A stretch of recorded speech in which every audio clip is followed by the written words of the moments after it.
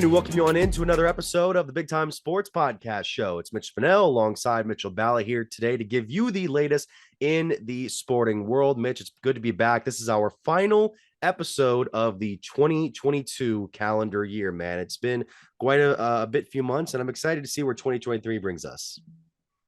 Our final episode of the calendar year, and it could be, Mitch, our final preview for Ohio State football, or we'll be lucky enough to preview one more game for Ohio State football, but I know we're going to touch on that later in the show. And we're definitely going to get into the other matchups going on in the playoff as well as the upcoming week 17 of the football season and much more. Before we go into that, we want to remind you guys, obviously you're here on YouTube. You can also find us on Spotify, SoundCloud, and Apple Podcasts, BigTimeSportsOhio.com, BTS Ohio on Twitter, Big Time Sports Ohio on Facebook or Instagram, and, everywhere else where you can find us at Mitch Fennell, at Mitchell Balla. So, Mitch, we go over now to a week where there wasn't a ton of action following the Christmas break over the weekend. We did have a couple of games in the Stark County area, and we had more games in Tuscarawas County, as many other schools were actually traveling to faraway locations to participate in some end of the year tournaments, which is actually very common in the state of Ohio, especially over the last few years.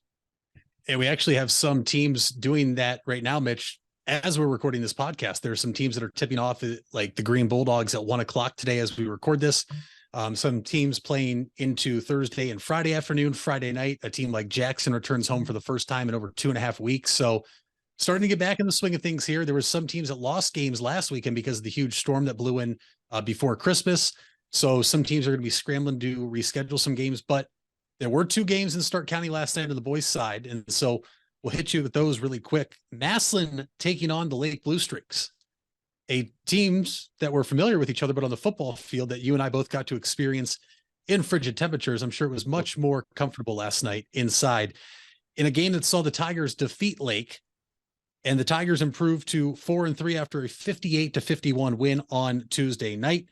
And you had the Tigers, who were led by Elijah Farrington, 16 points, and Chris Knight added 9.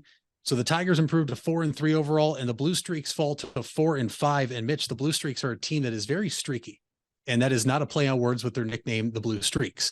This is a team that we've seen now go toe-to-toe with McKinley in the Fieldhouse, knock off Jackson at home, then they lose to Green at home. This is a team that is really not out of the realm of winning the Federal League Championship once Federal League play resumes in 2023. But this is a team that could throw a wrench into things when you look at teams that you would say are better, that have already beaten Lake and are probably ranked ahead of them in terms of the Federal League standings. So this is a team that we'll have to keep a close eye on. And a team that's going to have to keep a very close eye on them is the Glen Oak Golden Eagles, who moved to 8-0 this week after they defeated Olmsted Falls 77-63 on Tuesday night. Reese Zerger scored 15 points to lead Glen Oak. Double figures was Kenny Scott with 13 points, Ben Davis, and Ja'Cory Lipkins, who had 12 points. That's a name that we touched on a few weeks ago, Mitch. He left a game due to injury, missed a couple. He is back. His first game back. It's the game winner over Hoban. I think that was a week or so ago. We touched on that in the podcast. And listen, if Ja'Cory Lipkins is healthy, Mitch, this 8-0 Eagles team, it's going to be hard to give them their first loss. Now, they have a mammoth part of the Federal League schedule coming up in 23. Yep. They still have to play Jackson twice. They play McKinley again. They play Green twice, Lake. Their schedule gets tough, but with how they've played so far, Mitch, they are clear and far away the best team in the Federal League. Obviously, looking at the record of 8-0, the only undefeated team left in Federal League play, both overall and in Federal League play. But listen, they took care of business, beating Olmsted Falls 77-63. Olmsted Falls falls to 3-6. Michael Kandow had 18 points for Olmsted Falls, but Mitch, this is a team we're going to see soon on Big Time Sports. This is a team that we're going to get to cover here as the calendar turns to the new year. The Glen Oak Golden Eagles are showing no signs of slowing down, and with Lipkins coming back, they're only getting stronger. Indeed. And you mentioned that 8-0 mark for the Eagles now, which is it is tops in the Federal League as well as Stark County among many of the Stark County schools. That's the same record now as the boys over at Malvern High School. Now, Malvern had a game against Minerva this week in which they were able to take down the Lions 56-30. Mitch Miner once again proving he is one of the top 3-point shooters in the conference, and he's standing one of the tallest players in the conference as well, which is unless you're a Malvern fan, a huge disadvantage for the rest of the IVC. Now, as far as the rest of the county goes right now, you have the Hornets in first place in the North. You have Buckeye Trail, who in second place, who handed Strasburg their second loss earlier this month. And the Tigers just lost their third game in a row as they traveled to Toronto yesterday to take on Patriot Prep at the Todd Caladova Showcase. That was a tough one for Strasburg, as I get the final score up here. That was 58-51. So the Tigers now dropping to fourth place behind Malvern, Buckeye Trail, and Central Catholic. On the other side, Garaway is still in first, 6-0, 5-0, right behind is Sandy Valley and Tusky Valley. Now on the girls' side, we have Central Catholic in first place, even though the girls lost at Cedar Point earlier this week. They lost to Huron in a close one at the Jingle Bell Jam in Sandusky. Despite Reese Triplett, one of the top players in the conference, scoring 30 points for the Saints. A very solid offensive outing. Maddie Farrell had 16 points as well. And the Saints are right ahead of Strasburg right now. Remember, the Saints beat them earlier in the season, so they have the conference advantage, even though Strasburg is still 8-1 overall. Now, the Highland girls are at 6-3 in the South. They are right ahead of Tusky Valley. Highland 6-0, and Tusky Valley is 4-0, despite being 8-1 to the Hawks 6-3. And we are getting very close, Mitch. In a couple of weeks, Berlin will be a hub. It already was a hub this week when the boys had some action earlier in which they fell in a conference game. As I pull it up here, they lost to Pickerington North in the First Federal Holiday Showcase, which the Hawks were 4-6 now on the season. But the girls will be participating in the 2023 Classic in the Country, which will bring many schools from different parts of the country and even some maybe out of the country to participate.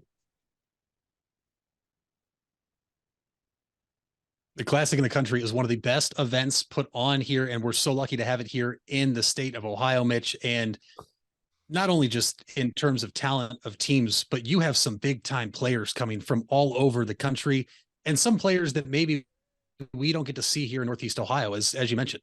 Classic in the Country, but other teams in the state come here. Some powerhouse schools in both boys and girls basketball, obviously, is what I'm looking at here too. Thinking back to someone like Taylor Mikesell at Jackson, who, if I'm not mistaken, had a 40 ball in a game like that, and which saw Jackson knock off a team they weren't familiar with. It's just so great to see this type of talent on display here and just see what it's like to play teams that are out of your realm of familiarity. And it really battle tests some teams as well. And so that's something I'm excited to see. We're going to have a lot to recap when that goes on here in just a couple of weeks, but it is such a great event put on. And, how fortunate are we to have it, right down the road from us, really. Massillon Jackson will be playing in that tournament again on Sunday, January 15th. That game will be at 6:40 against Start. And of course, Highland will be participating in two of those games at 6:20 p.m. Against Convoy Crestview on Saturday, January 14th. And then on Monday, January 16th, they'll have the 7:30 game, the showcase finale against Midview. So when we come back, we'll be taking a look more at the professional side of sports, including our Week 17 picks and our preview for the college football playoffs. Stay tuned. Hey there, folks. This is Mitch Spinell, and I want to give you guys a quick message regarding 988. If you don't know what 988 is, it was created to make it easier to remember how to get help in the event of a mental health or addiction crisis. This is different than a medical, fire, or police emergency where 911 should still be called immediately. 988 connects you with Stark County's Crisis Center, which is equipped to help people in emotional distress or experiencing a mental health or addiction crisis. So remember, 911 for medical, fire, and police emergency help, and 988 for support in overcoming a mental health crisis in Stark County. Buying a home has never been so affordable with record low interest rates. Hartzler's Quality Housing is ready to put over 40 years of experience to work for you. Family owned and operated since 1978, Hartzler's has a wide selection of model homes on site with a knowledgeable team to help make your new home a reality. Open 6 days a week. Visit them off I-77 in Dover or online at hartzlers.com. Hartzler's Quality Housing. Quality from start to finish.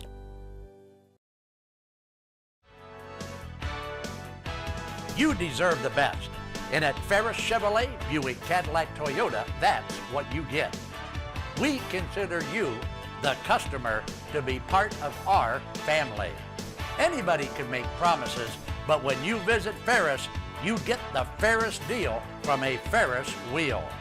So if you're looking for a car, truck, or van, think Ferris. Think Ferris. You invest a lot in your home and vehicle purchases. Van Nostrand Young and Associates want you to feel secure should anything happen to those investments. We partnered with providers like Grange Insurance and other industry leaders to be sure you're presented with the most complete coverage to fit your needs. Because we're not only here to protect the items you invest in, we're here to protect your future as well. Call Van Nostrand Young Insurance in North Canton at 330-497-1867. We all have 206 things in common. Our bones keep us up and moving. And we at Cleveland Clinic Union Hospital care about every single one of them. From the tip of your finger to a brand new hip, our orthopedic experts will keep you going while keeping you safe. For every break and breakthrough, for every bone and joint, for every care in the world. Get the care you need when and where you need it. Visit unionhospital.org. When others treat your fries as an afterthought, all you're left with are cold, soggy fries. That's why Wendy's new fries are ones you won't forget, guaranteed to be hot and crispy, or we'll replace them. We're talking natural cut, skin-on fries, perfectly seasoned with a hint of sea salt. In fact, they're even preferred almost 2-to-1 over McDonald's. These are fries so hot and crispy, they beg a new question. What would you like with your fries? Try them today, only at Wendy's. At participating U.S. Wendy's, taste preference based on a national taste test by an independent research company.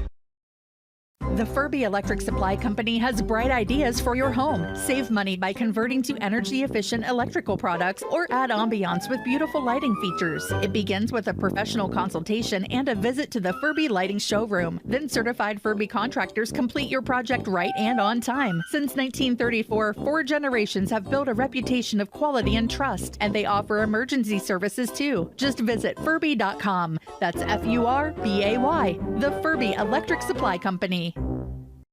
You asked for it and we listened. Buckeye Career Center is now offering Certified Nail Technician as an adult education program. This 216-hour course begins in November and will run Tuesday through Thursday evenings from 5 to 9 p.m. Learn manicures, pedicures, infection control, salon operations, and more. Other part-time certification courses starting this fall include phlebotomy and welding. Call 330-339-2288 to register or visit BuckeyeCareerCenter.org for more information. If you're looking for a new or pre-owned car or truck, why not see the Parkway Auto Group? Parkway is a special group of automotive experts with 8 brands to satisfy your needs. Come see the difference at the Parkway Auto Group on Commercial Parkway in Dover. 8 brands and 1 family. It's Parkway Auto Group.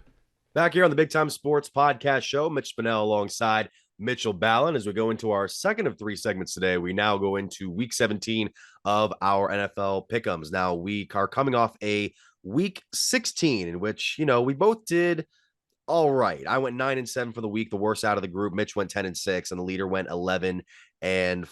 So we were trying to do better this week. Our strongest performance so far this year was either week 15, where we went 12-4 and 11-5. I thought there was one week where we absolutely balled out at it, but I guess that was week 15, where my picks were I was surprised by that. Yours as well.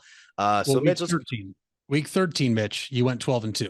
There was still buys going on, but you went 12-2 in week 13. That's the buys. That's the best you've done in terms of nobody on a buy. It would be this week 15, to your point.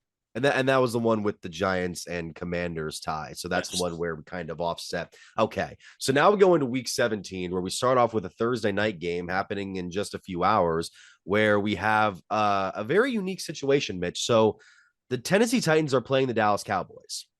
Titans are on a slide right now. They have lost 5 in a row. They've given up first place in the AFC South to the Jaguars. But next week is their focus, Mitch. This game tonight does not affect Tennessee's playoff picture whatsoever. They're going to sit a number of their starters, it seems, and Dallas will be playing for what I'm assuming is more in this case, because they still want to keep in the race with Philadelphia for the NFC East. I would think in this case, Dallas is going to have much more hunger in this game. And if they lose this game tonight, there's no reason Jerry Jones lets Mike McCarthy into the facilities on Friday morning. You wouldn't think so, but then again, Mitch, you're talking about Jerry Jones. He's done a lot of things before that are head scratchers, including letting Amari Cooper come to the Browns for a 5th round pick, which thank you very much, Jerry. We appreciate it. But yes, if the Cowboys were to lose tonight on Thursday night to the Tennessee Titans, who are resting a number of starters and starting, Mitch, Josh Dobbs at quarterback, former Cleveland Brown Josh Dobbs, over Malik Willis, then this is going to be something else. I mean, you're talking about a whole slew of possibilities. You're talking about now it's official. The Cowboys would have to go on the road in round 1. They still have an outside shot to clinch the NFC East and what could potentially be the number 1 seed if they got some help. And maybe then we have the conversation, is Sean Payton going to be the next head coach of the Dallas Cowboys? But up until this point, I don't think it's going to happen, because I don't know how you would fire a coach if they go what is projected to be 13-4 or 14-3. I mean, we'll have to wait and see. That would be insane. But across the board, all of us in this pick'em have the Cowboys tonight, Mitch. I don't see how on earth the Titans win this game, because even with Derrick Henry, he's not going to get the load he usually gets, because like you mentioned, next week is it. It's your go home for the Jaguars and Titans, and that is their focus. It's a sacrifice game for the Titans to make sure that they can prepare for the winner take all. Now on Sunday, we have a game matchup here, which doesn't really matter. So I'm going to get it out of the way quick. Falcons up against the Cardinals. Both teams are pretty bad, and they're not going to make the playoffs this year. Both of them have been eliminated. I mean, Colt McCoy is going to come back this week, clearing the concussion protocol. Atlanta hasn't really done anything special this year. I think by safety, I'm going to take the Cardinals, because they might just be a shadow of a better, a hair better of a team. Yeah, I think you're probably right. I'm just going to ride with the home team here in the Falcons. I'm just going to root for Arthur Smith and the Atlanta Falcons. That's fair. That's fair. We also have the Bears up against the Lions. Now with this, I'm looking at the playoff picture right here. Now, would Detroit be officially eliminated if they were to lose against Chicago this week?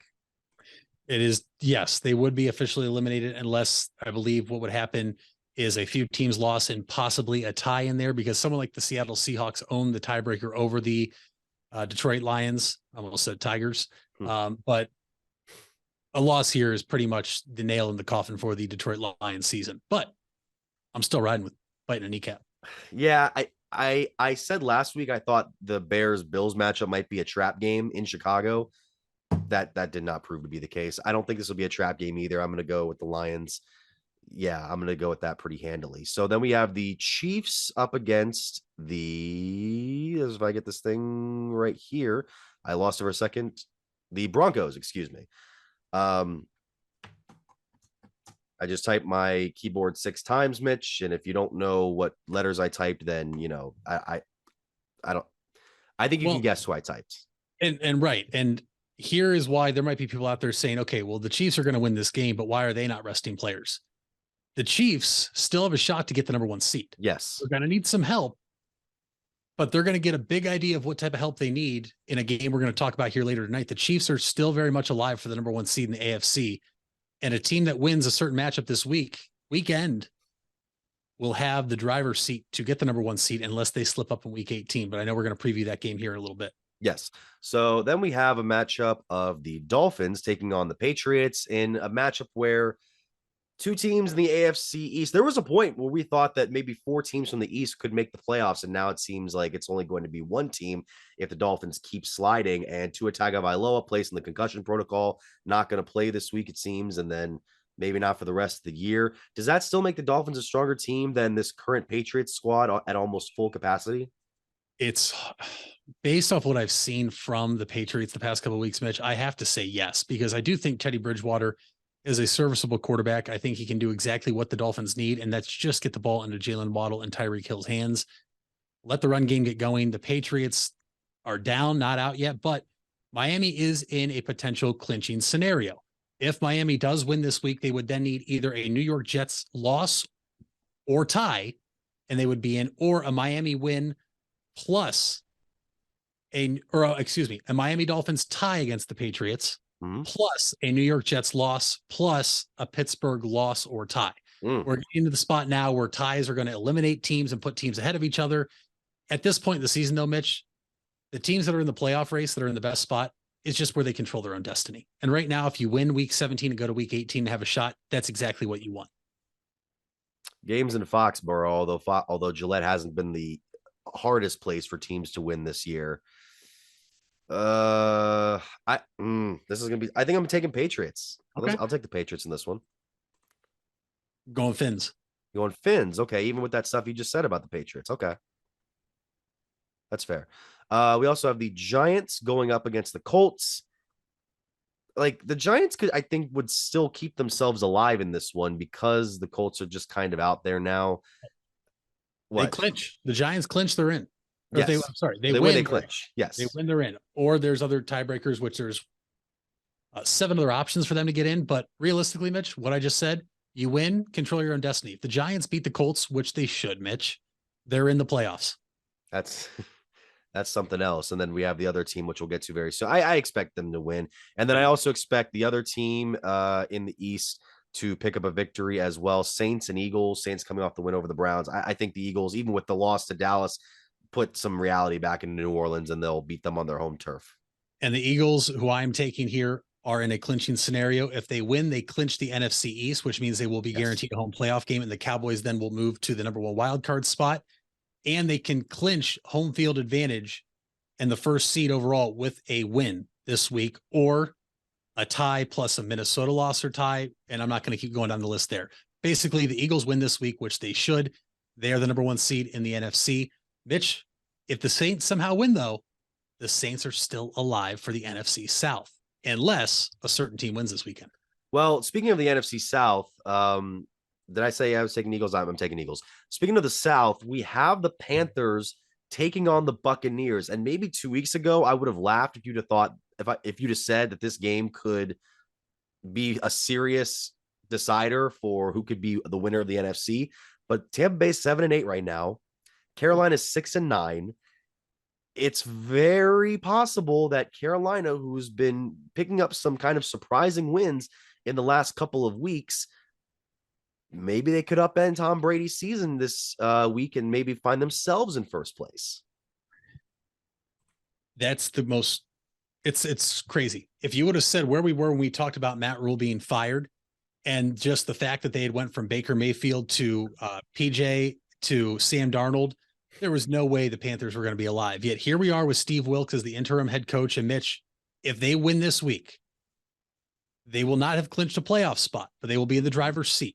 I think if they win this week in Tampa, Steve Wilks should have the interim tag taken off and become the head coach of the Carolina Panthers. And with me saying that, I'm going to go with keep pounding. I'm going to take the underdog Carolina Panthers this weekend in Tampa Bay, just because I cannot stand Tom Brady, and he is a major reason why I lost last week in fantasy and finished dead last. And I have a huge punishment. Okay. Yeah. You and your, what is it? 30 days of TikToks. That's going to be fun. Yeah. I mean, Carolina, remember this, they beat the Bucks 21-3 earlier this year. Yeah. They made that offense look ancient. The thing is, if Tampa wins, it's over. They clinch the NFC South, and then they will officially host, right? Obviously, depending on other games, which this is going to get crazy. If you're out there watching or listening this week, you can just look this stuff up yourself if I'm not making sense. But if Tampa Bay wins and clinches the NFC South and the Eagles win, it will be Dallas at Tampa Bay in the wild card weekend, round 1. Okay, that's an interesting one. Yeah, you're taking the Panthers. Yep.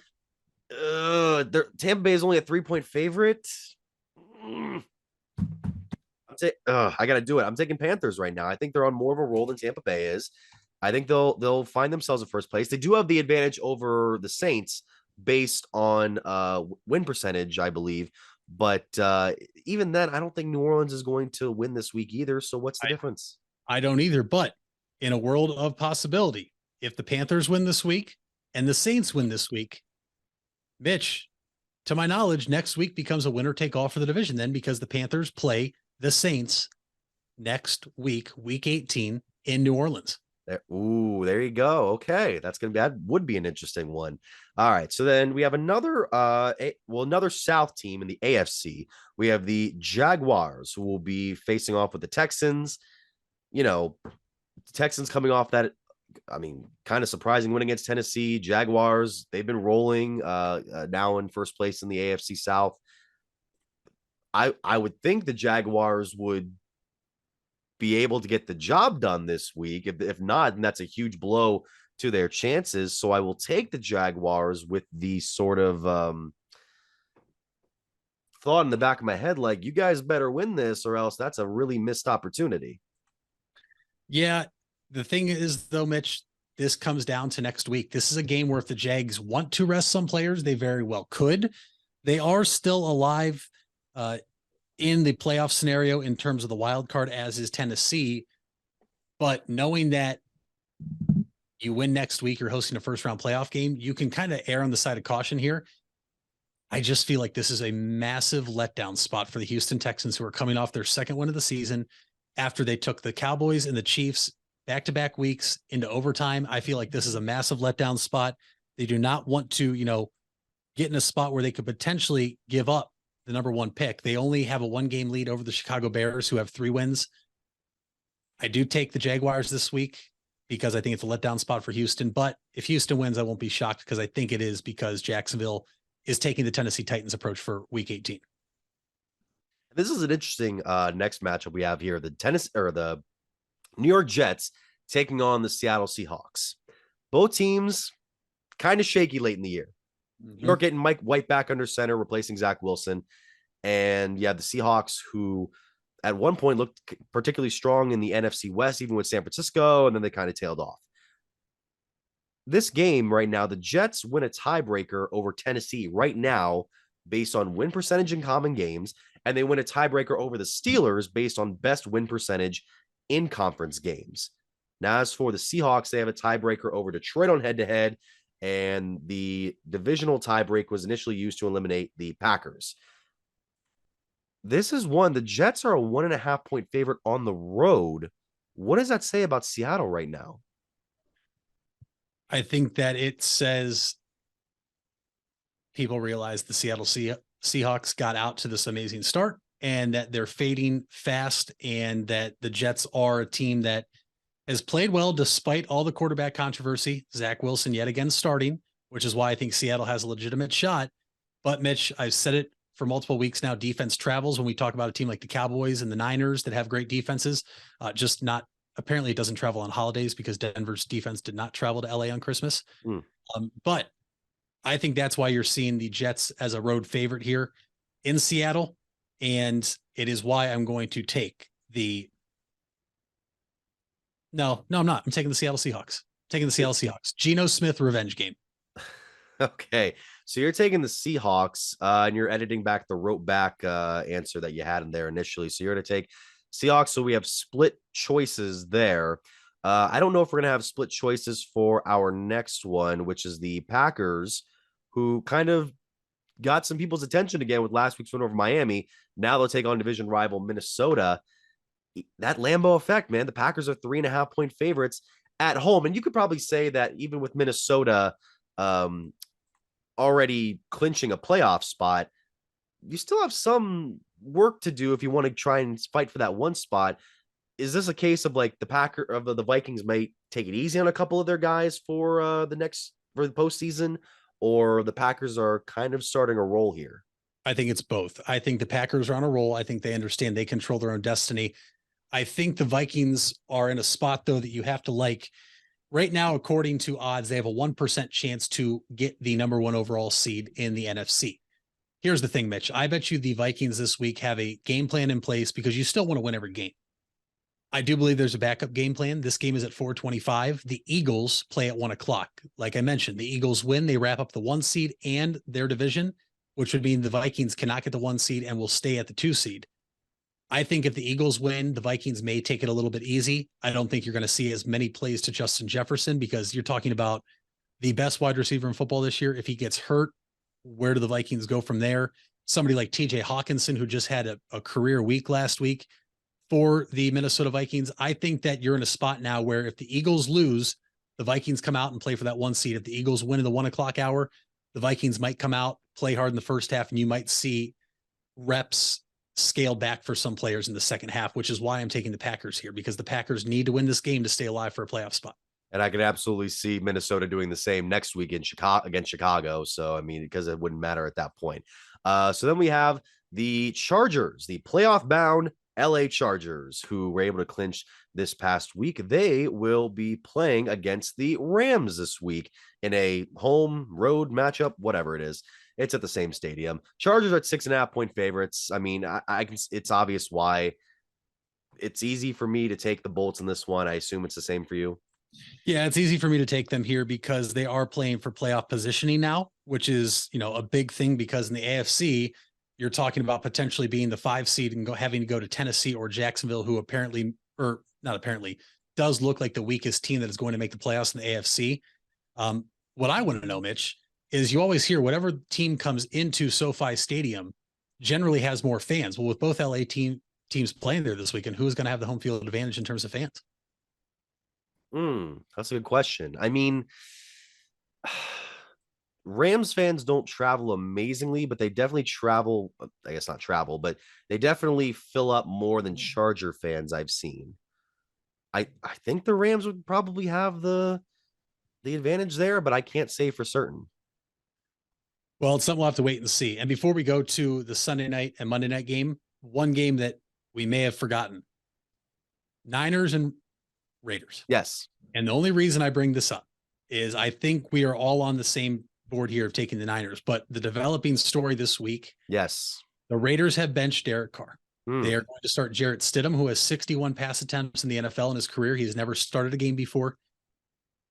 And Derek Carr is now taking a leave from the team. He's now the second quarterback this year, Mitch, that has lost his starting job and has taken a leave. The first one being Marcus Mariota of the Falcons. Now we're talking Derek Carr. Mitch, you have the Niners in here. What do you make of this situation in Vegas? And what do you make of Derek Carr? And will he be back next year? I mean, the Raiders are already eliminated, I believe, from no, they're not actually. I apologize.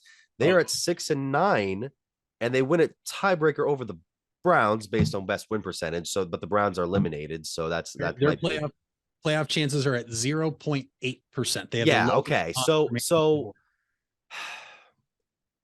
Derek Carr has not been amazing this year.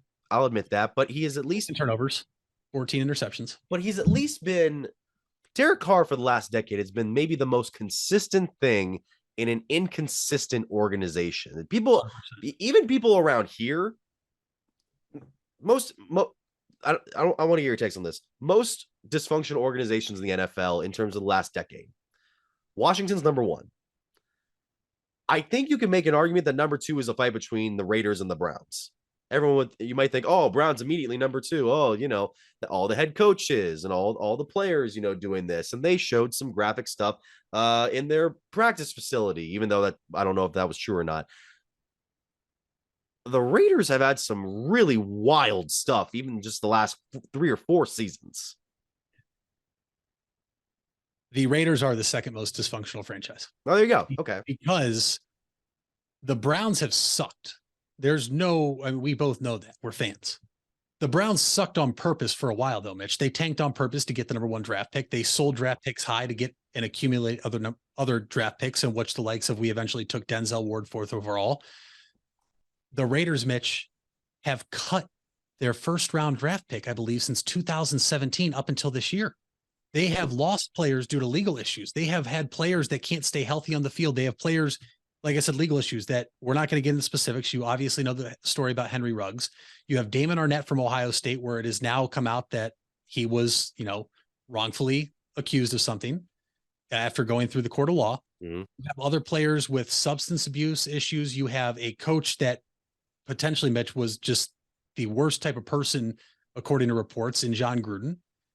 This is a franchise that can't fire their head coach and Josh McDaniels because they don't have enough money to pay him if they fire him. That is a bad franchise. There's a difference between losing and being an awful franchise. The Raiders have a playoff win, which we saw last year. Or I'm sorry, not a playoff win, a playoff appearance in which we saw last year when they lost the Bengals. This is a franchise that cannot get out of their own way. They are by far the second worst franchise behind Washington in the last decade. And the only bright spot they've had has been Derek Carr. Mitch, we've seen quarterbacks across the NFL have bad years. He's having a bad year.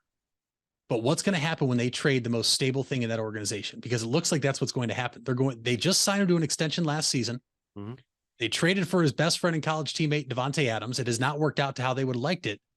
If they trade him, is Devontae Adams going to demand a trade? Is he going to tell him he has to be a package deal? I mean, you're talking about taking a top 5 wide receiver in football, a top 20 quarterback in the NFL in Derek Carr. I've never thought he's a top 10 quarterback. I don't think he's ever been close. And restarting all over again with a coach who's done nothing but mess up all year. I mean, there was the statement from Adams yesterday in response to Carr's being out as quarterback. He made it known that he's the reason why he came to the Raiders. And if you're taking that reason away from him, what is he going to do here? He had the whole incident a few months ago with the cameraman, and then this whole team has just not been able to perform as well. A lot of late season losses. It's tough. It's a tough situation. And I was going to add too that I don't know if this is not going to sound, this doesn't sound as right in my mind as I'm trying to make it out. What adds to me the Raiders' dysfunction is that despite all the circus going on, they still find ways to win even when they're not expected to. So to me, that adds to the hysteria, because if the Browns are dysfunctional and lose, it's like, yeah, because you're dysfunctional. When the Raiders are doing it, it almost feels like it's this weird phenomenon that's going on in a city like, of all places, Las Vegas, where you're just not sure how these odds are stacked against the Raiders, and yet they still pull out these victories and also somehow pull out these losses. I don't know. It's just a weird thing for me, and we've gone too long about this sort of topic. So that's a long way of us saying we're taking the Niners this week because they're obviously the better team. I'm with you. All right. Yeah. So if you were able to listen in on that, folks, for the whole thing, we thank you for it. And we also apologize for it. We also now go over to some actual decent teams. The Ravens up against the Steelers Sunday night. Lamar Jackson did not practice Wednesday, and he's still questionable for this week. Steelers not officially out of it yet. Doesn't look like they're basically playing for a non-losing record, which would be the first time since 2003 that's ever happened to them. I believe the first time since the pre-Roethlisberger era. So with that, do the Ravens hand Steelers sub 500 Sunday? No, they don't. The Steelers win Sunday. The Steelers have Mike Tomlin, and he has taken a team that is not very talented and gotten them to play their style of football. He does what it takes to win games as a coach, and the Steelers are going to beat the Ravens Sunday night and push it to next Sunday when the Browns come into town, and which could be a win and get in scenario for the Steelers, depending on what happens in the AFC this week, or it could be a win and wait for some help. But I'm taking the Steelers on Sunday Night Football against the Baltimore Ravens. I can't remember if I mentioned on this podcast or on the radio that the Ravens offense in the last month has averaged around like 17 points per game and has not been very effective. The Steelers in their last 5 games have given up, the defense has given up these point totals: 17, 16, 16, 16, 10. And granted, those are against the likes of Vegas and Carolina, Atlanta, and Indianapolis. And then that one loss, by the way, 16-14, was to the Ravens on their home turf. So Baltimore will have the home advantage here. I disagree. I think the Ravens are going to be able to etch out a win because Pittsburgh's offense isn't that much better than the Ravens are right now. I hear you there. I do. And I think this is going to be a very good game. I'm happy this got flexed into prime time because there's a lot to play for here. The Ravens are still alive for the division. The Ravens need to win this week and then hope the Bengals slip up, and which is the marquee game of the weekend on Monday Night Football, as we're going to transition there. But I'm going to be the lone wolf and take the Steelers this week. But this next game, Mitch, oh my goodness. At all the games we talked about last week when I said how bad are some of these games where the NFL thought these teams were going to be great, and it turns out they suck. And some of these teams, like the Jets and Jags last Thursday night, we thought that was just a throwaway game. And here there was a lot to play for. They got it right. Week 17. Here we are. Division on the line for one team, the number 1 seed on the line for both teams. The Bills at the Bengals. 1 point differential right now. The Bills have that slight advantage, even though Cincinnati is hosting. That's a game to watch. Cincinnati has been rolling as of late. Buffalo has remained dominant in the AFC, and they could easily, this could be, if everything goes the way we want it to, it could be game of the year, even more so than the likes of Colts and Vikings a few weeks ago, or a couple games even before that. This one, I predict that Burrow doesn't have by the time Joe Burrow retires, this won't be his career game. This will be maybe one of his top 10 games. And I think I'm going to take Bengals over the Bills.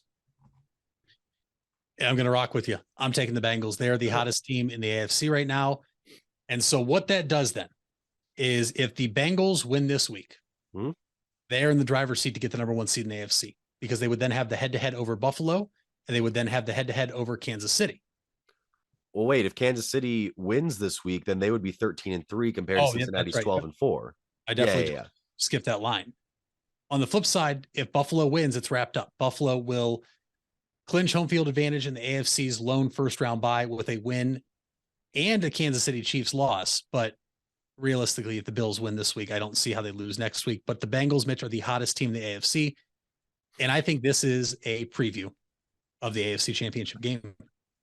That would be nice. And it's kind of funny to see how the Chiefs' 3 losses this year, it's the 2 of those teams already, Buffalo and Cincinnati, which makes them really, really hate the fact that they were to let that game slip against the Colts early on in the season. And so then we go over now to our final game, where it's almost meaningless except for the other team. That's the Browns up against the Commanders in Washington. And the Commanders are still fighting for the last playoff spot in the NFC, along with Seattle, Detroit, and Green Bay. This is hard because, look, Washington's not playing great right now. Carson Wentz is back in the starter's role. I'm surprised by that a little bit. Like, do you even think with this game that the Browns are just going to let it slip like you have throughout this season? I'm taking the Browns to win this game because they're the better team. At least I think they are. I think Ron Rivera is a better football coach in terms of just getting his team prepared to win games. Sure. Washington has a 22.4% chance to make the playoffs. They can clinch this weekend with a win over the Browns, a Seahawks loss to the Jets, a Lions loss to the Bears, and a Packers loss or tie to the Vikings. So a lot has to happen there. If they win, they still have another week to potentially help their case. I hate to say it, and I can't believe we're going to have a week where this is going to happen, where you take the one side and I'm going to take the other. I think because of what you just said, the preparation, I have to go Washington, and I really don't like that I'm doing that. It's very hard for a team late in the year to get amped to win a game when there's nothing on the line anymore, unless a team who's still fighting for something completely slips up.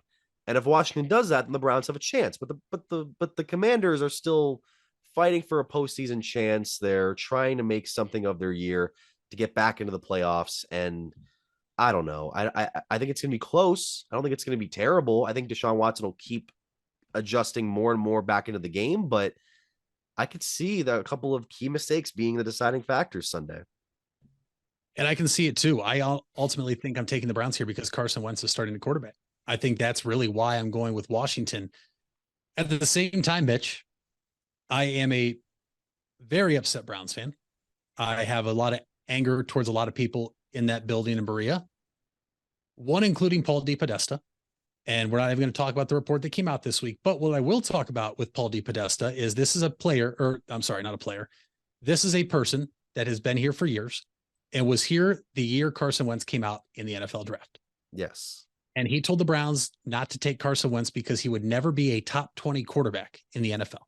Well, his first 2 years, he looked like he would be. Right. Since then, he is not. Yes. Obviously, I want to see the Browns win. I do think it would be pretty funny if the Commanders beat the Browns this weekend and Carson Wentz has himself a day. Yeah. Just throw it in Paul DePodesta's face, who I am now pinning all the blame on for the Browns being where they're at. That's just where I'm at. If the Browns are going to lose this game, I hope Carson Wentz throws for 300 plus yards. Looks like the MVP frontrunner he was when they were 11-2 the year they won the Super Bowl before he tore his ACL. That's just where I'm at right now as a Browns fan. Yeah, I'm aware of what you're referring to. I cannot confirm. I cannot confirm personally whether or not it is true because it is a report. I think that would only be funnier if the Washington was able to make a surprising playoff run like Philly was able to do without Wentz that year. But those are our takes. It's your takes and mine. We'll see what happens come next week, which will be the final week of the regular season. And we'll be right back after what hopefully will be a slightly shorter segment than this one. Hey there, folks. This is Mitch Spinell, and I want to give you guys a quick message regarding 988. If you don't know what 988 is, it was created to make it easier to remember how to get help in the event of a mental health or addiction crisis. This is different than a medical, fire, or police emergency where 911 should still be called immediately. 988 connects you with Stark County's Crisis Center, which is equipped to help people in emotional distress or experiencing a mental health or addiction crisis. So remember, 911 for medical, fire, and police emergency help, and 988 for support in overcoming a mental health crisis in Stark County. It takes a lot of practice to have a winning team. Albin Title has over 100 years of combined experience handling real estate, title, and escrow transactions. They serve Tuscarawas, Stark, Carroll, Harrison counties, and more. So choose Albin Title for your next home refinance, sale, or purchase. They'll get it done quickly and professionally. Contact Albin Title at 330-334-5800 or visit their website albintitle.com. Let them put their experience to work for you. Fall is in the air and part-time career enhancement courses at Buckeye Career Center are on the horizon. Registration is now open for Introduction to Beekeeping, Basic Small Engine Repair, and Sign Language. These part-time offerings run on Tuesday evenings and begin in November. Let Buckeye Career Center help you learn a new skill or advance your current skill set. Call 330-339-2288 for more information or to reserve your seat in one of these or our other part-time classes.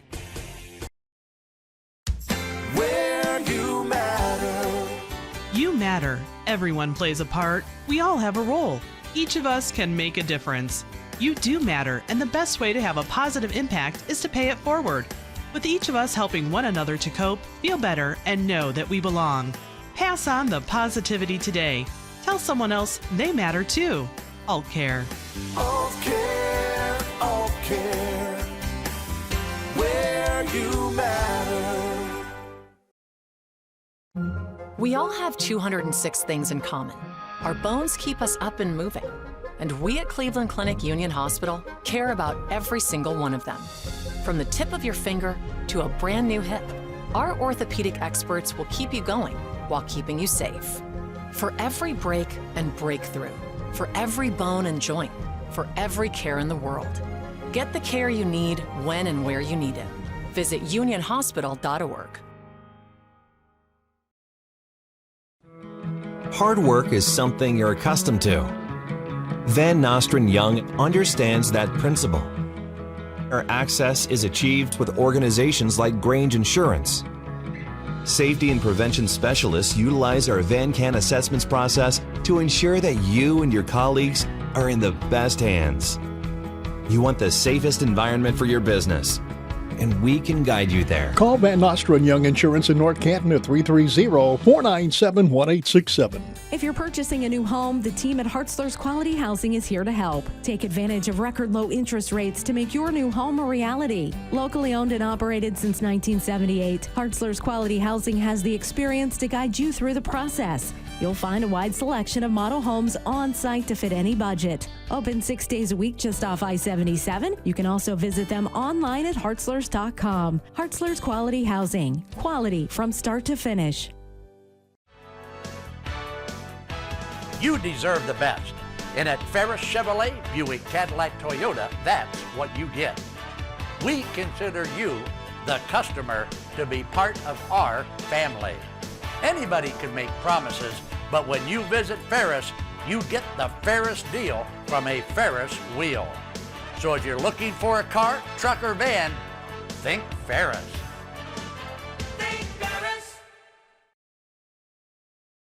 When others treat your fries as an afterthought, all you're left with are cold, soggy fries. That's why Wendy's new fries are ones you won't forget, guaranteed to be hot and crispy, or we'll replace them. We're talking natural cut, skin-on fries, perfectly seasoned with a hint of sea salt. In fact, they're even preferred almost 2-to-1 over McDonald's. These are fries so hot and crispy, they beg a new question. What would you like with your fries? Try them today, only at Wendy's. At participating U.S. Wendy's, taste preference based on a national taste test by an independent research company. And we're back here on the Big Time Sports Podcast Show. And before we get into our final segment, we did have a bit of breaking news surface just a few minutes ago. Some sad news from the sporting world. One of the legendary athletes of not just our lifetime, but many other lifetimes, I'm sure before that, we have suffered a great loss. It has been reported that Pele, one of the all-time great soccer players, has passed away at the age of 82. It had been reported in the last few weeks that he was under medical care for, and it's an unfortunate loss. I mean, Mitch, this is a guy who, when you've heard the term the beautiful game in association football, this is the name that many people associated that phrase to. One of the all-time great players for Santos, the club team, as well as the Brazilian national team, was able to win 3 World Cup championships. We just saw Lionel Messi win his first championship with Argentina. This guy was able to win 3 with his home country in 1958, 1962, and 1970, the only player to take home 3 cups. Considered the all-time top goal scorer in Santos history, and was voted one of the most influential athletes of the entire last century, I believe. Yes, he was listed as the athlete of the century by the International Olympic Committee in 1999. He is an icon, both in terms of his play on the field and then off the field. You don't talk about soccer without mentioning his name. And it's, it's sad to see at the age of 82, which, as reported, colon cancer. And like you mentioned, 3-time World Cup winner, which I just look at that right there, Mitch. Nobody's ever done that. It's hard to believe anybody ever will with where the sport is at today and the amount of talent there is for every single country that is now playing. It's awful to see, because he is one of the most influential athletes of all time, both when he was playing and then since he had played. He had been such a great ambassador for the sport of soccer or football, if that's how you refer to it. So I'm glad that we were able to communicate that and, make sure we talked about it today on the podcast, as it just came out while we were recording. But an absolute legend that is gone. But he will, Mitch, when I say this, I mean it, never be forgotten in the sport of soccer or what he did after as a soccer player. I mean, you can have the argument all the time, and I know I said it after Argentina won that I thought Messi's the GOAT just because of what he's done, but it's Pele and then Messi. But Pele has to be there, because at the same time, as great of a soccer player as Messi is, you look at what Pele did outside of soccer, and he's just the all-time great. Oh no, there is no Messi, there is no Ronaldo, there is no David Beckham, there is none of these guys without somebody like Pele helping bring a game that was already widespread internationally, especially become worldwide, or especially around here, even so much as coming to play for the New York Cosmos, which were an American-based team in the 1970s. So from Big Time Sports, our thoughts and prayers go out to Pele and his family.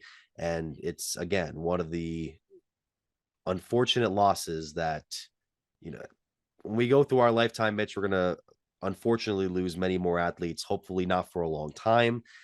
But this is an unfortunate case today. So we're hopefully going to try and smoothly transition over now to our final topic of the day, which is thankfully a little bit lighter. It's the upcoming college football playoff, which is between the final 4 teams for the, of course, the trophy. We have Michigan and TCU facing off, as well as Ohio State playing against Georgia. Didn't think this would be happening a couple of weeks ago, Mitch. We've gone through an embarrassing loss in Columbus. We saw a couple of teams fall apart in their conference championship week. And through the controversy of why should a team that didn't even play in the championship game get in against a team who actually made it? Well, it's because your team lost. That being said, Ohio State got a big task ahead of them. And that's just against the top-ranked Bulldogs, who have looked like the strongest team in the strongest conference the entire year. And then it's likely you would have to face off against a team that put you on the floor and didn't let you up in your own backyard in what will be a championship matchup. I'm with you. After what we saw in Columbus a few weeks ago, it did not seem like this was possible, but obviously USC losing to Utah in the Pac-12 championship game made this possible. Where to start? Ohio State has a chance. They absolutely have a chance. And I like that nobody really is giving them a chance, because this is almost reminiscent of the 2014 college football playoff, which is the first one in which Ohio State was the 4th seed and played Bama, who everybody had just already announced, just gave the championship to. And that is when we saw Cardale Jones and Ezekiel Elliott, burst on to the scene in the college football playoff. Ohio State was manhandled. They were just physically outmatched against Michigan. And now you're talking about Michigan on steroids in terms of physicality. You look what they did to Michigan last year. Now, Georgia's team this year, I believe, is weaker than last year's team that won the national championship. That team last year for Georgia, Mitch, was basically an NFL team. And it's why they had so many players get drafted in the first few rounds of the draft. 7.5 point spread Saturday night, the Peach Bowl. I'm going to be watching it. I think Ohio State has a chance because I don't think Georgia's secondary has even been tested in the slightest in terms of the quarterback play they're going to see from CJ Stroud and the wide receivers in Marvin Harrison Jr. and Emeka Egbuka, just to name the first 2. I don't think Georgia has seen anything like that, but I don't think Ohio State's offensive line has seen anything like Georgia's defensive line. And so it's all going to come down, basically, like every football game comes down to, battle the trenches. Ohio State has heard the noise since they lost to Michigan. Ryan Day's admitted it. CJ Stroud has admitted it. All the players have admitted it. They've heard the noise. They were left for dead. They thought they were dead. And Mitch, they pretty much were. They had to get help to get in, have a shot to, live again. And this is just such a monumental game for the program. Not just for the season. It's for Ryan Day. This is for CJ Stroud, who has already come out and said, he wants to be remembered as an all-time great and doesn't think he will because he's never beaten Michigan or won a Big Ten championship. If Ohio State gets blown out, I think you enter the next season. Not that I really want to be there now that time has passed, but I think you enter next season after a blowout with Ryan Day on the hot seat, knowing that if you lose to Michigan again, he's probably gone. And you've already seen the effect of what happens if you lose to Michigan. The recruiting rankings have went down. You've had players decommit and go elsewhere. If Ohio State is to get blown out by Georgia, Mitch, I think this is just a killer to the Ohio State football program and where they were, and they might be around the spot that Clemson's kind of in now. They're still going to be recognized. Obviously, it's one of the top names in the country, but maybe not this powerhouse that we've seen for years. However, I think Ohio State does keep it close. And I think it ultimately comes down to, can CJ Stroud not have the 1 or 2 blunders that we are so accustomed to seeing him have every single game? And can the linebackers, specifically Steel Chambers, take care of Brock Bowers? If they can take care of Georgia's tight ends that look like semi-trucks on the field, I think Ohio State has a very, very, very great opportunity to win this game. And I'm not going to mention who I think they're going to play next round, as much as it would be awesome to see them play Michigan in a rematch. And as terrified as I would be, because I don't want to lose to them in the national championship, you have to win this game first. And I got to hear what you think about it before I give you my honest prediction. Well, I was going to touch on a couple of things. First of all, you mentioned those tight ends, Brock Bowers and Darnell Washington, who are refrigerators out there with arms and legs. Bowers. They're referred to as Eddie Gronk.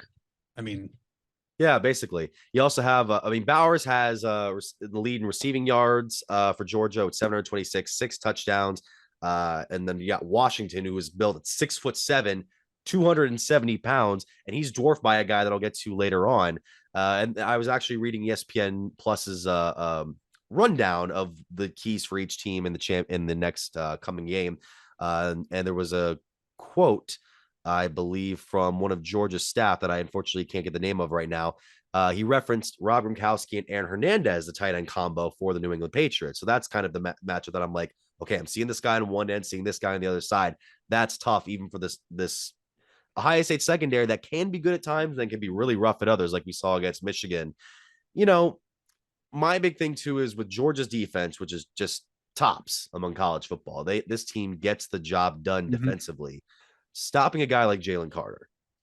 Jalen Carter is 6'4" and 300 pounds. He's the guy that makes Washington look small. He was a guy who was able to kind of build himself up as a potential number 1 pick in this upcoming NFL draft.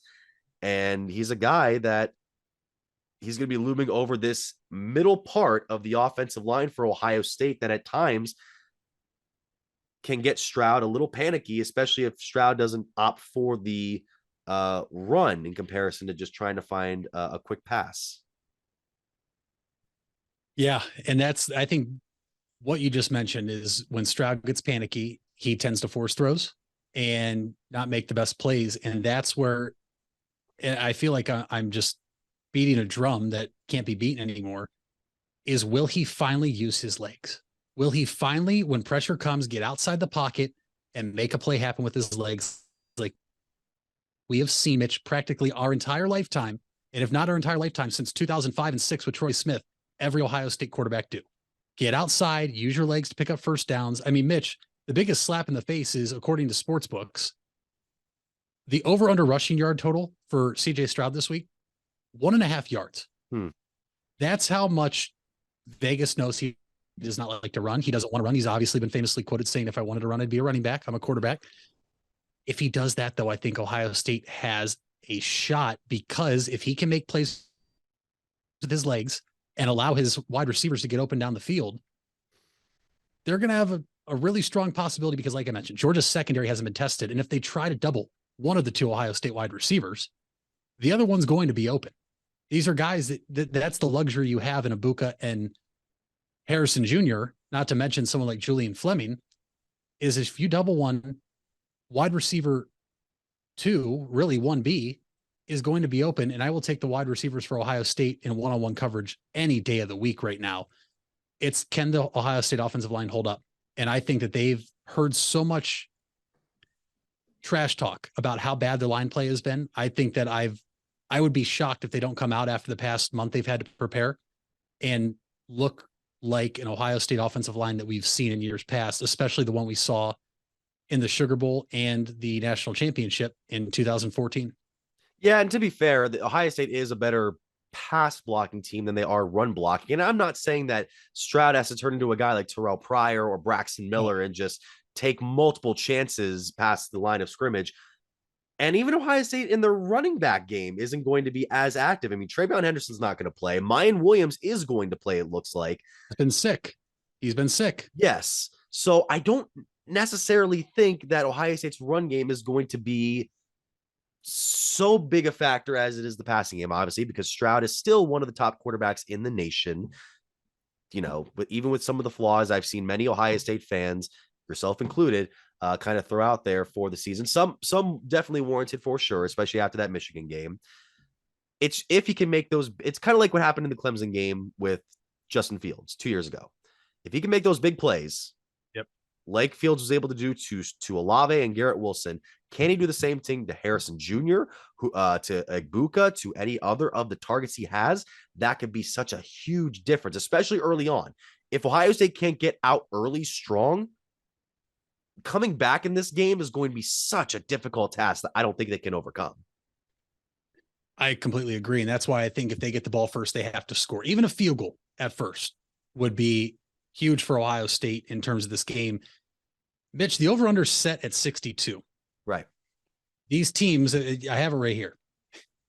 Ohio State averages 44.5 points a game. Georgia averages 39.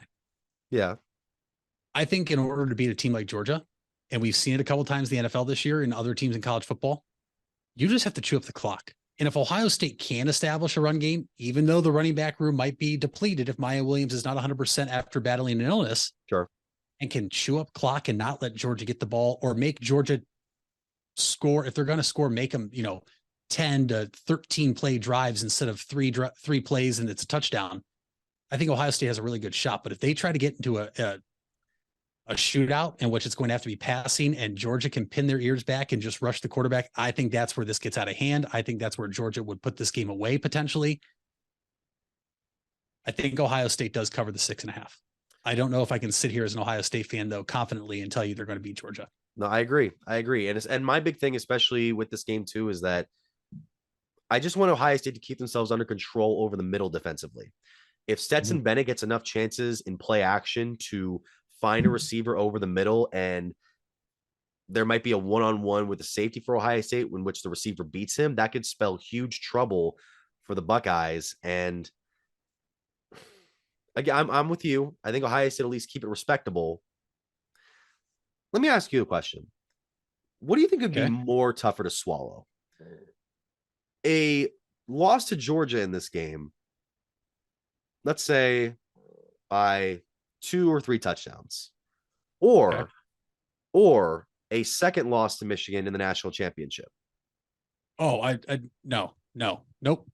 I will take getting beat by 40 by Georgia before I would say I could handle losing to Michigan in the national championship. Okay.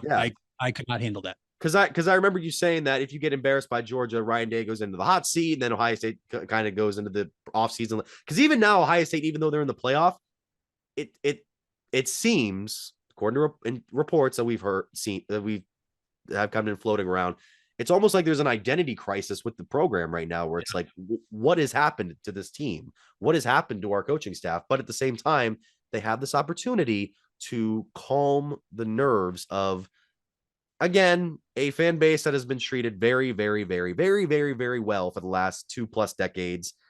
And they've earned that. The players and coaches have earned that wave of success in that sense. But it also is the case of, at the same time, oh, thank God for playoff expansion coming soon, because I don't necessarily think we're going to be like top 3 school in the next few years, but that doesn't necessarily mean that we're going to become like a Texas or a Miami of Florida. So let me ask you this question. Sure. If Ohio State wins and plays Michigan in the national championship, and Ohio State were to lose, is Ryan Day fired? No, I don't think so. It also depends on the game. If you get blown out again, then I wouldn't expect it, but I could maybe hear a case for him to be let go. But if he were to keep it close and just lose on a close one, the team at least had some fight compared to where they were about a month and a half ago. And then you can keep building on that going into next season, even though Michigan will now have superseded you as the top Big Ten school. I think he would get fired. And if he didn't get fired, I think he would leave for an NFL job. That's where I'm at. That could be. I think Ryan Day would absolutely leave Ohio State if they were to lose to Michigan in the national championship for an NFL job. So we're both on Georgia. We'll keep this one quick. TCU, Michigan. Michigan's 6.5-point favorite. It's hard for me not to take them. I like TCU. I like what TCU's been able to do. They fought their way into this playoff. They were able to fight in the Big 12 title game despite losing. But it's kind of like last year with Alabama and was it Alabama and Cincinnati last year, or was it Alabama, Cincinnati, and Michigan? Yeah. Georgia. Yeah. Alabama, Cincinnati. It was like great to see them. You're just not quite there. I know the Big 12 is kind of different from Cincinnati's division, but it's like, is it? I mean, some people think, is it really? It is, but yeah, I just don't see the Horn unless their offense completely balls out in this game. I don't see it happening. So you are taking? I'm taking Michigan. Who was on crack? No way. Thank you, Stephen. You're not going to take TCU. I'm taking TCU. I'm taking TCU. You're full of no.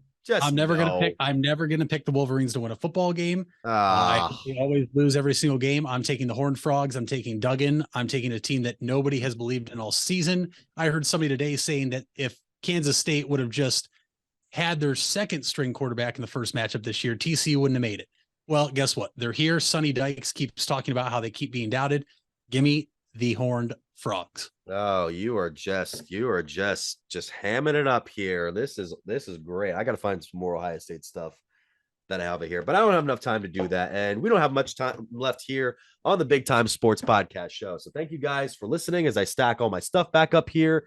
And as Mitch gets his final fact of the day ready to go, final fact of the year, by the way, just a reminder, find us on here on YouTube, like, subscribe, at the bell, all the podcast platforms I mentioned earlier, BigTimeSportsOhio.com, Twitter, Facebook, Instagram on Big Time Sports, at Mitch Spinell, at Mitchell Balla. Mitch, what's the fact of the day? Since it is the last fact of the year, Mitch, we're going to do some breaking news. It's a reminder that you must do it responsibly, but effective Sunday, January 1st, 2023, sports gambling is legalized in the state of Ohio. I'm sure that is going to be a lot of fun for a lot of us out there. Make sure you do it responsibly. Obviously, it can become a major problem if you get addicted. Yep. We'll make sure to, give out that number, but it is something I look forward to talking about here now that it will be legalized in Ohio. And I cannot wait to finally bet legally in the state. I'm so excited, and I can't wait to hit a parlay for like $1 that wins me like $400K. Well, I'm happy for all you guys who, I've never, even out of state, I've never betted on sports in my life, mainly because I have really struggles as to how that whole system works. And, with my luck, I'm just going to lose every single time, but I'm very happy to see that many people are going to get the opportunity to do so. And we're happy that you have been able to, if you've been able to stick with us for the whole year, we thank you so much. And we hope you stay with us through the 2023 calendar year. So thanks so much for listening or watching to the Big Time Sports Podcast show. See you next year.